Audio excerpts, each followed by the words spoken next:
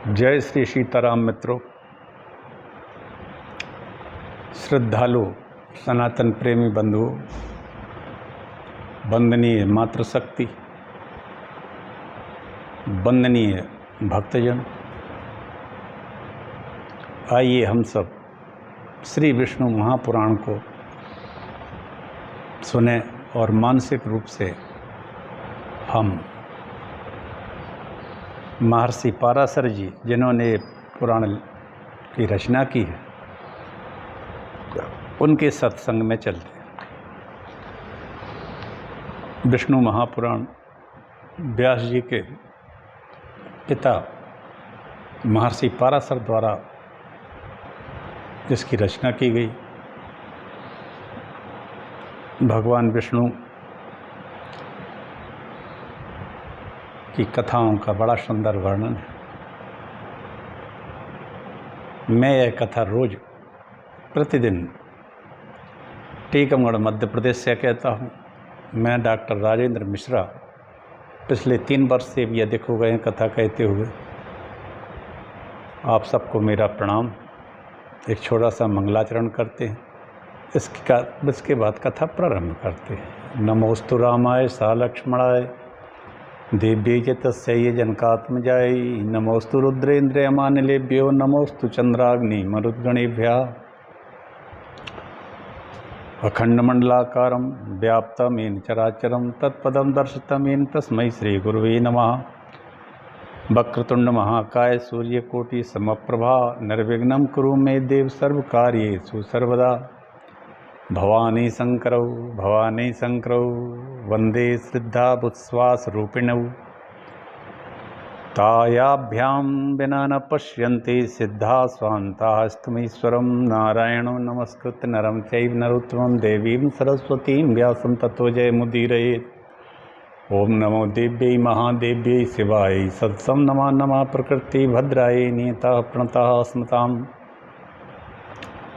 तुलसीदास के पद कमल बारंबार मनाए। गुण गावहु श्री राम के हनुमत होई सहाय। कल चौथा अंश पूर्ण हो गया था। इस पुराण में अंश हैं, एक एक अंश में कई अध्याय हैं। तो चौथा अंश पूर्ण हो गया था। पंचम अंश का पहला अध्याय आज से शुरू हो रहा है।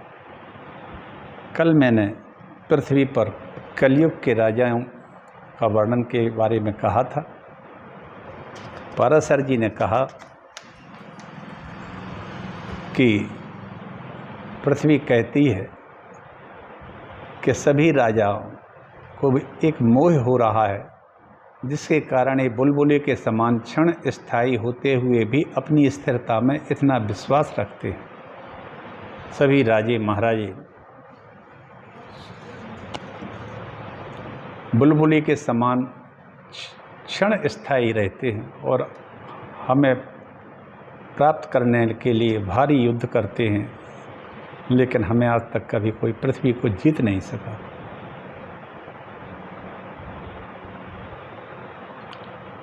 इस तरह पृथ्वी ने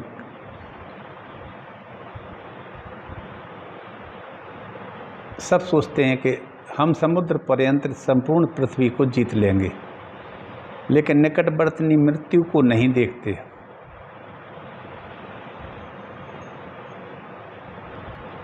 और ये बहुत कलह करते हैं। जो मनुष्य जितेंद्रिय होकर सूर्य चंद्रमा इन प्रशंसनीय वंशों का संपूर्ण वर्णन सुनता है, वह धन और संपत्ति प्राप्त करता है।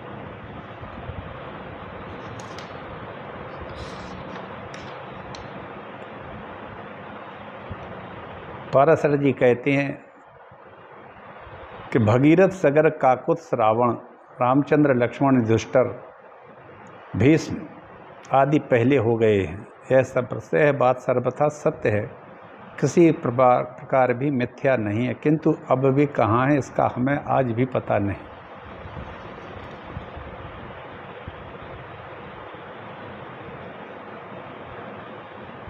और कल मैंने कहा था कि यहाँ कलयुग के राजाओं तक का वर्णन किया था।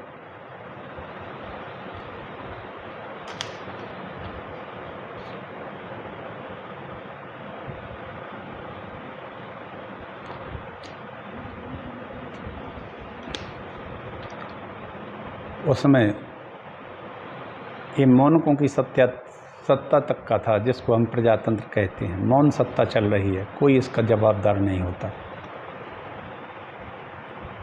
अब आइए पंचम अंश का प्रथम अध्याय का वर्णन करें। हम लक्ष्मी नारायण भगवान के स्मरण करते हैं, उनके चरणों में अपना चित्त लगाते हुए वासुदेव देवी का विवाह, भार पीड़िता पृथ्वी का देवताओं के सहित क्षीर समुद्र पर जाना और भगवान का प्रकट होकर उसे धैर्य बनाना, कृष्णावतार का उपक्रम। मैत्रेय जी बोले, भगवान आपने राजाओं के संपूर्ण वंशों का विस्तार और उनके चरित्रों का क्रमशः यथावत वर्णन कर दिया। अभय ब्रह्मर्षि यदुकुल में जो भगवान विष्णु का अंशावतार हुआ, उसे मैं तत्वतः विस्तार पूर्वक सुनना चाहता हूँ। मुनि, भगवान पुरुषोत्तम ने अपने अंश से पृथ्वी पर अवतीर्ण होकर जो जो कर्म किए थे, उन सब का मुझसे वर्णन कीजिए। नृपाणाम कथित सर्वो भवता वंश विस्तरः वंशानुचरितम चैव यथा वदनु वर्णितम अंशावतारो ब्रह्मर्षि यो अयम यदि कुलोद्भवः विष्णोस्तम विस्तरेणाहं श्रोतुमिच्छामि तत्वतः यानि च कार्याणि कर्माणि भगवान् पुरुषोत्तमः अंशासेनावतीर्योरभ्यां तत्रेतानि मुने वद। पाराशर जी कहते हैं, हे मैत्रेय, तुमने मुझसे जो पूछा वह संसार में परम मंगलकारी भगवान विष्णु के अंशावतार का चरित्र सुनो। हे महामुनि, पूर्व काल में देवकी की भाग्यशालिनी पुत्री देवी स्वरूपा एक देवक राजा थे। उनकी एक लड़की थी, उसका नाम था देवकी, जो वसुदेव ने विवाह किया। वसुदेव और देवकी के वैवाहिक संबंध होने के अनंतर विदा होते समय भोजनंदन कंस सारथी बनकर उन दोनों का मांगलिक रथ हाँकने लगा। उसी समय मेघ के समान गंभीर घोष करती हुई आकाशवाणी हुई। कंस को ऊंचे स्वर से संबोधन करके यूँ बोली, अरे मूढ़, पति के साथ रथ पर बैठी हुई जिस देवकी को तू लिए जा रहा है, इसका 8वां गर्भ तेरे प्राण हर लेगा। पाराशर जी बोले, यह सुनते ही महाबली कंस ने देवकी को मारने के लिए तलवार निकाल के उद्यत हुआ। पाराशर जी बोले, तब वसुदेव जी यूँ कहने लगे, हे महाभाग अनग, आप देवकी का वध न करें, मैं इसके गर्भ से उत्पन्न हुए सभी बालक आपको सौंप दूंगा।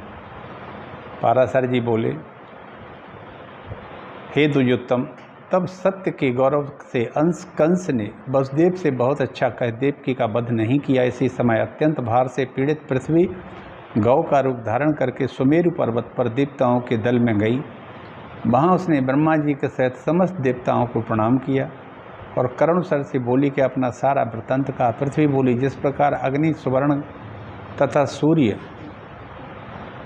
गो किरण समूह का परम गुरु है, उसी प्रकार संपूर्ण लोकों के गुरु श्री नारायण मेरे गुरु हैं। वे प्रजापतियों के पति और पूर्वजों के पूर्वज ब्रह्मा जी हैं तथा वे कला काष्ठा निमित स्वरूप अव्यक्त मूर्तिमान काल हैं। हे देव श्रेष्ठ गण, आप सब लोगों का समूह भी उन्हीं का अंश रूप है। आदित्य, मरुदगण, साध्यगण, रुद्र, वसु, अग्नि, पितृगण और अत्रि आदि प्रजापतिगण, ये सब अप्रमेय महात्मा विष्णु के ही रूप है। यक्ष, राक्षस, दैत्य, पिशाच, सर्प, दानव, गंधर्व, अप्सरा आदि भी महात्मा विष्णु के ही रूप हैं।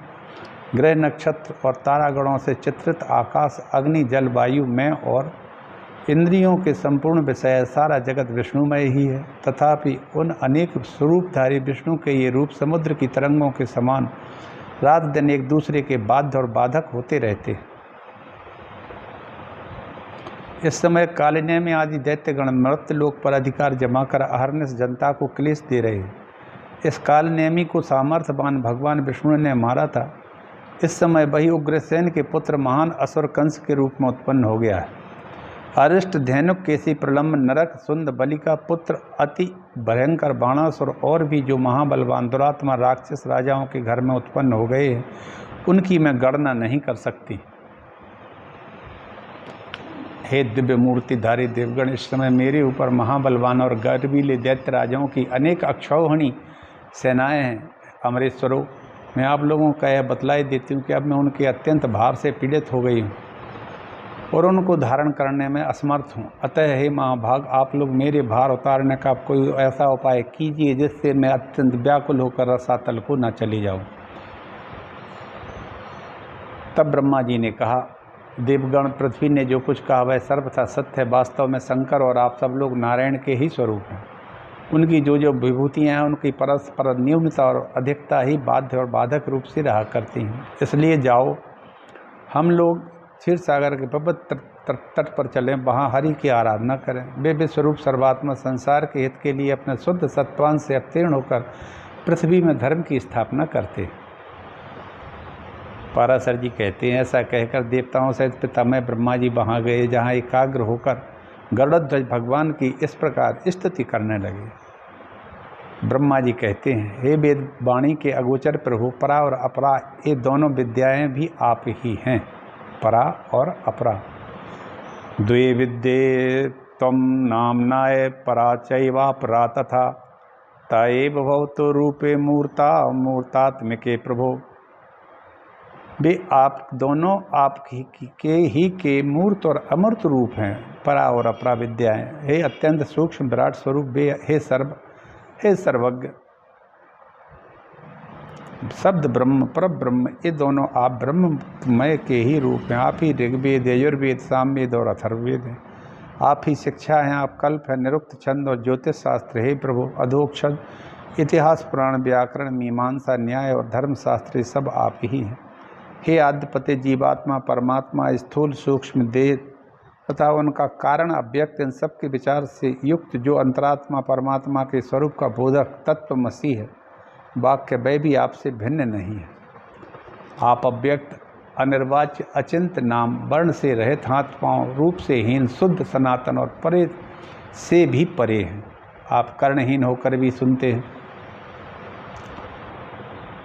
नेत्रहीन होकर देखते हैं, एक होकर भी अनेक रूपों में प्रकट होते हैं, हस्त पादादि से रहित होकर भी बड़े वेगशाली और ग्रहण करने वाले हैं, तथा सबके अवेद्य होकर भी सबको जानने वाले हैं। हे परमात्मन, जिस धीर पुरुष की बुद्धि आपके श्रेष्ठतम रूप से पृथक और कुछ भी नहीं देखती, आपके अणु से भी अणु और दृश्य स्वरूप को देखने वाले उस पुरुष को अत्यंत अज्ञान निवृत्ति हो जाती है। आप विश्व के केंद्र हैं, त्रिभुवन के रक्षक हैं, संपूर्ण भूत आप में स्थित हैं। जो कुछ भूत भविष्य और अणु से भी अणु, वह भी आप प्रकृति से पर एकमात्र परम पुरुष ही हैं। आप ही चार प्रकार की अग्नि होकर संसार को तेज और विभूति दान करते हैं।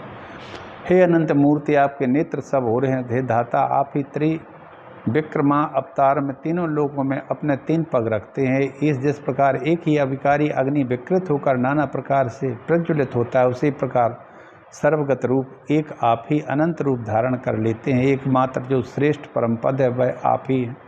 ज्ञानी पुरुष ज्ञान दृष्टि से देखे जाने योग्य आपको ही देखा करते हैं। परमात्मा भूत भविष्य जो कुछ स्वरूप है वह आपसे अतिरिक्त और कुछ भी नहीं है। हे लक्ष्मी नारायण, आप व्यक्त और अव्यक्त रूप हैं, समष्टि और व्यष्टि रूप हैं, तथा आप ही सर्वज्ञ, सर्वसाक्षी हैं, सर्वशक्तिमान हैं, संपूर्ण ज्ञान है, संपूर्ण बल ऐश्वर्य से युक्त। आप ह्रास और वृद्धि से रहित, स्वाधीन, अनादि और जितेंद्रीय हैं, तथा आपके अंदर श्रम, तंद्रा, भय, क्रोध और काम आदि नहीं है। आप अनिंद हैं, अप्राप्य हैं, निराधार हैं, अव्याहत गति हैं। आप सबके स्वामी हैं, अन्य ब्रह्मादिकों के आश्रय हैं, तथा सूर्य आदि तेजों के तेज एवं अविनाशी हैं। आप समस्त आवरण शून्य असहायों के पालक हैं और संपूर्ण महाविभूतियों के आधार हैं। हे पुरुषोत्तम, आपको नमस्कार। आप किसी कारण, अकारण अथवा कारण से शरीर ग्रहण नहीं करते, बल्कि केवल धर्म रक्षा के लिए ही करते हैं। पाराशर कहते हैं, इस प्रकार स्तुति सुनकर भगवान अज अपना विश्वरूप प्रकट करते हुए ब्रह्मा जी से प्रसन्न चित्त कहने लगे। भगवान अपने सगुण रूप में प्रकट हो जाते हैं और भगवान विष्णु कहते हैं, हे ब्रह्मन देवताओं के सहित तुमको मुझसे जिस वस्तु की इच्छा हो वह सब कहो, उसे सिद्ध हुआ ही समझो। ब्रह्मा जी बोले, हे सहस्त्रबाहो, हे अनंत मुख चरण वाले,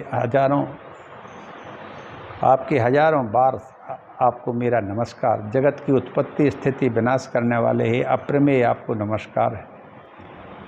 नमो नमस्तेस्तु सहस्रकृत्वः सहस्रबाहो बहुपत्रपाद।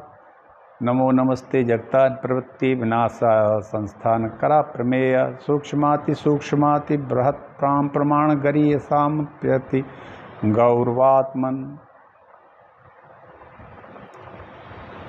हे देव, इस पृथ्वी के पर्वत रूपी मूल बंध इस पर उत्पन्न हुए महान असुरों के उत्पात से शिथिल हो गए। अतः यह अपरिमित वीर यह संसार का भार उतारने के लिए आपकी शरण में आई हैं। हे सुरनाथ, हम और यह इंद्र, अश्विनी कुमार, वरुण, ये रुद्रगण, वसुगण, सूर्य, वायु, अग्नि आदि अन्य समस्त देवगण यहाँ उपस्थित हैं। इन्हें अथवा मुझे जो कुछ करना उचित हो उन सब बातों के लिए आज्ञा दीजिए। हे ईश, आपकी ही आज्ञा का पालन करते हुए हम संपूर्ण दोषों से मुक्त हो सकेंगे। हे प्रभु, आप सूक्ष्म में भी सूक्ष्म, गुरु से भी गुरु और अति बहुत बृहत् प्रमाण हैं। प्रधान प्रकृति, महत्त्व, अहंकार आदि में प्रधान भूत मूल रूप से भी परे हैं। हे भगवान, आप हम पर प्रसन्न हो जाइए।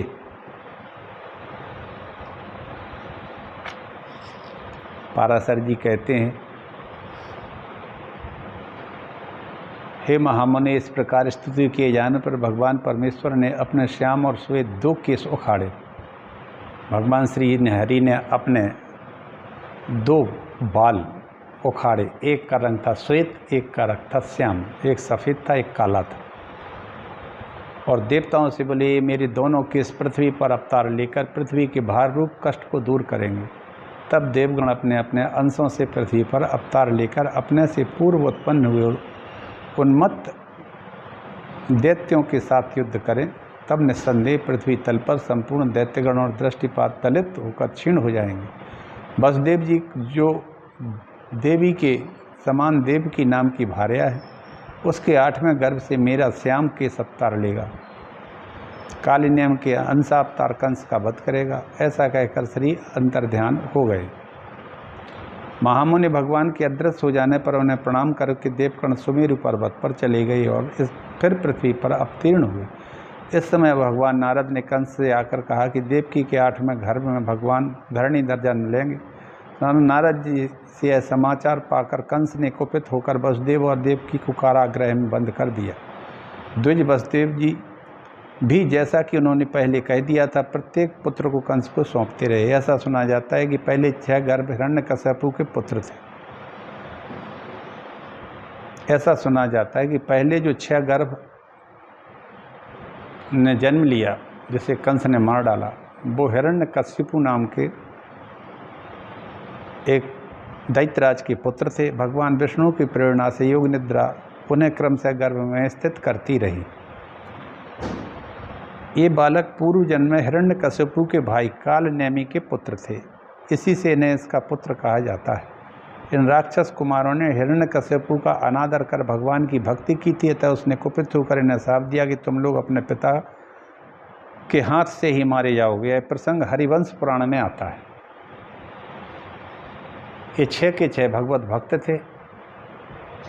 इस बात को लेकर क्रोध में आकर हिरण्यकश्यप ने कह दिया था कि तुम लोग अपने पिता के हाथ से ही मारे जाओगे। यह हरिवंश पुराण में आया है। देवी गोकुल में वसुदेव की जो घरोहिणी नाम की दूसरी भार्या रहती थी, उसके उदर में उस 7वें गर्भ को ले जाकर तुम इस प्रकार स्थापित कर देना जिससे वह उसके जठर से उत्पन्न हुए के समान जान पड़े।